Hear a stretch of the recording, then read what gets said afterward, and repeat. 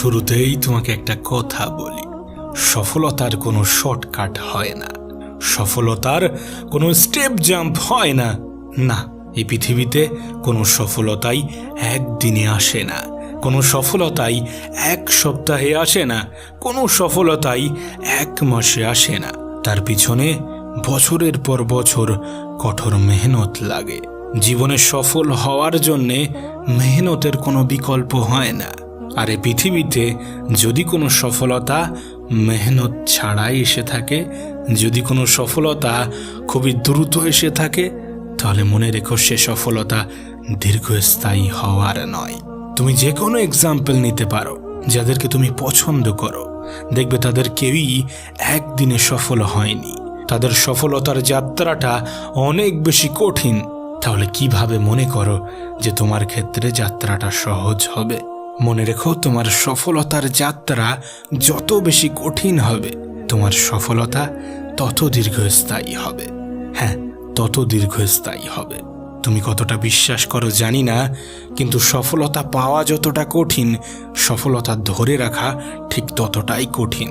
কিন্তু যাদের সফলতা দেরিতে আসে, যাদের সফলতা সময় নিয়ে আসে, যাদের সফলতা পেতে অনেক বেশি সময় লাগে, তাদের সফলতা ততটাই দীর্ঘস্থায়ী হয়ে থাকে।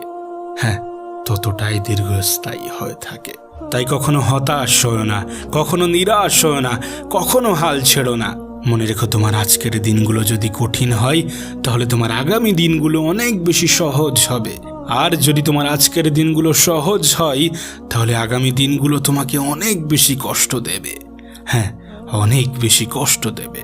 তাই নিরাশ হও না, কখনো নিজের প্রতি বিশ্বাস হারিও না। হ্যাঁ, কখনোই নিজের প্রতি বিশ্বাস হারিও না। নিজের প্রতি বিশ্বাস রাখাটা অত্যন্ত গুরুত্বপূর্ণ, অনেক বেশি গুরুত্বপূর্ণ।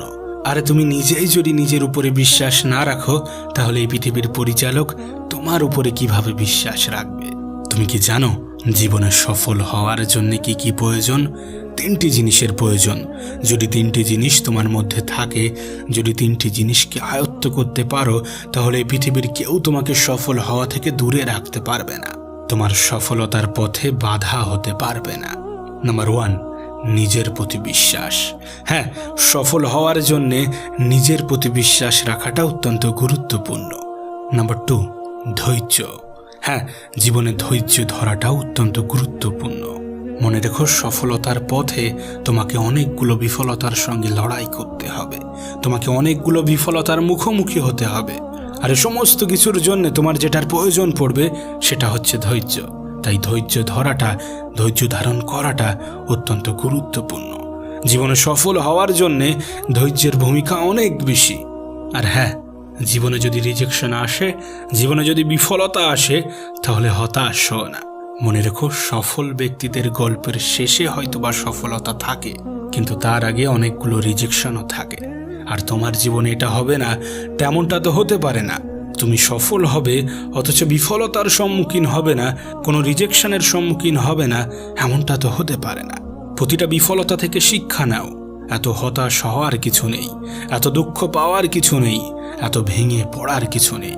না, এটা শুধু তোমার সাথে নয়, এ পৃথিবীর প্রত্যেকটা সফল ব্যক্তির শুরুর অধ্যায়গুলো খুলে দেখো।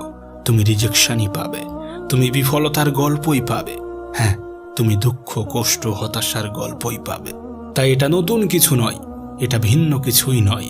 এমনটাই হয়ে আসছে, তোমার সাথেও হয়তোবা এমনটাই হবে। তবে হ্যাঁ, শেষটা তোমারই হবে, যদি তুমি বিশ্বাসী হও, যদি তুমি ধৈর্যশীল হও, যদি তুমি মেহনতি হও। হ্যাঁ, সফলতার জন্য আর যে জিনিসটার প্রয়োজন সেটা হচ্ছে মেহনত। মেহনতের কোনো বিকল্প হয় না, আর মেহনতের কোনো বিকল্প হবেও না। মনে রেখো, সফল হতে গেলে তোমার যুদ্ধটা তোমার সঙ্গে, তোমার যুদ্ধটা সময়ের সঙ্গে। মেহনত তো তোমাকে করতেই হবে, তার কারণ সফলতা পেতে গেলে মেহনতের কোনো বিকল্প হয়নি, আর হবেও না। না, কখনোই হবে না। আমি একটা কথা প্রায়ই বলে থাকি, আজকের দিনটা হয়তোবা কঠিন, কালকের দিনটা হয়তোবা আরও বেশি কঠিন হবে, কিন্তু সেদিন দূরে নয় যেদিনটা তোমার হবে, সেদিন দূরে নয় যেদিনটা সুখের হবে, যেদিনটা সহজ হবে। মেহনত করো যদি জীবনে সফলতা পেতে চাও, যদি জীবনে বড় কিছু করতে চাও, যদি জীবনে বড় কোনো স্থানে নিজেকে দেখতে চাও, যদি জীবনে সফল ব্যক্তিদের তালিকাতে নিজের নামটা অন্তর্ভুক্ত করতে চাও, তাহলে মেহনত করো। মনে